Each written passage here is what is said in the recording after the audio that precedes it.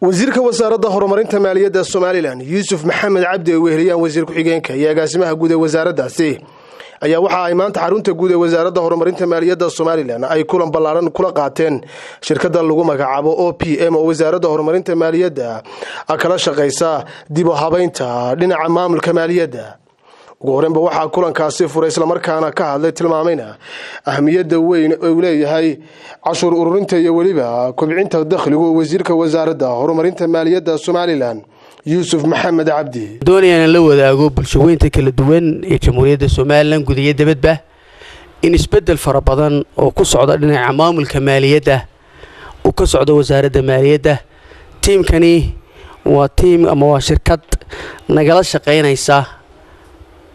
inaan dib habeen ballaaran ku sameeyno dakhliga ama waxa la yiraahdo revenue-ga af Ingiriisiga taasoo aan doonayno in dardargelino isla markaana wax bedel badan ku sameeyno sidoo kalena aan doonayno ummadda Soomaaliland si daahfuran oo banaanyaala oo la xisaabtan sugan inaan mid walba aan ugu soo bandhigno taasoo wax badan ka tari doonta nidaamkeena maamul wanaaga iyo dawlad wanaaga iyo la dagaalanka xooggan ay nagu jirno nooc kasta oo musuqmaasuq u yahay. waxaan doonaynaa inaan kordhino xoojino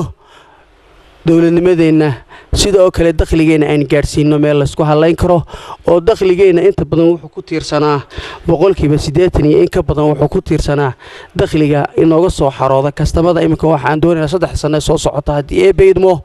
in dakhligeena uu ku tiirsanaado cashuuraha bariga. waa loo yahay ummad meel degani maxaa inay wax kala iibsanayso nolol kala duwan oo fara badan dhinaca badan kala taabanaysa inay dhex marayso sida darteed cashuuraha ku waajibay hawlaha noocaas ayna sideeda u urursano. waxaan ka codsanaynaa ganacsiyada kala duwan, waxaan ka codsanaynaa aqoon-yahanka, waxaan ka codsanaynaa dadka jaamacadaha iyo ardayda, waxaan ka codsanaynaa bulshooyinka kala duwan ee Soomaaliland inay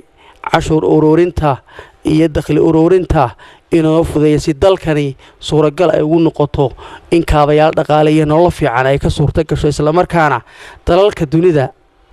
aynu la mid noqono. waxaan ku rajaynahay khubaradan kala duwan ee ka soo jeeda dalalka Afrika iyo Latin America iyo Europe iyo Mareykanba inay aqoonta iyo way aragnimada ay hayaan ee kala yimaadeen dalalkooda iyo dalalka faraha badan ee kala duwan ay ka soo shaqeeyeen ayna la wadaagaan. Maxamed Faarax Xirsi gudoomiyaha Akaademiyadda Nabadda iyo Horumarka ayaa isagoo kulankaasi ka hadlay isla markaana wasiirka wasaaradda horumarinta maaliyadda Soomaaliland ku amaanay shaqada iyo waliba dadaalka uu ka hayo wasaaraddaasi ballaaran ee aanu la qabanay teamka halkan fadhiya experts-kuna ay la qabteen aad ka qiimaha badan leh ee dhaqaalaha Soomaaliland isbedel weyn oo la xal ku sameynaysa ayaan ugu mahadceleynaa. wasiirka waxaan ku amaanaynaa hogaamintiisa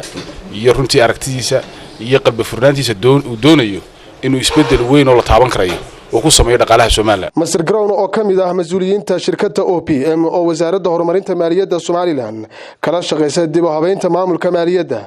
ayaa isagoo kulankaasi ka hadlay tilmaamayna inay sii wadi doonaan wada shaqeynta leeyihiin wasaaradda horumarinta maaliyadda Soomaaliland. Cabdirashiid Abdiwahaab Xuseen Universal TV Hargeysa.